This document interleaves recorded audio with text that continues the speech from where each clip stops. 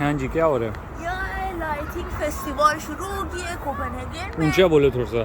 Lighting festival शुरू हो गई है कोपेनहेगन में। अभी 1-2 वीक मेरे ख्याल में चलेगा। लाइटिंग फेस्टिवल या फेस्टिवल ऑफ लाइट्स?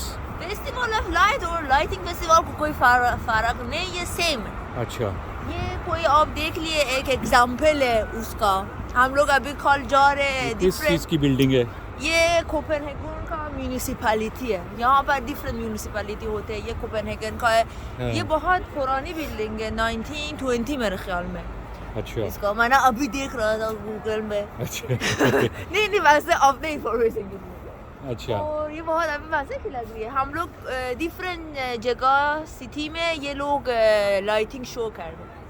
अच्छा अभी ये सिटी हॉल होते हैं, कोपेनहेगन। और यहाँ पर थोड़ा सा दिखा रहे हैं हमें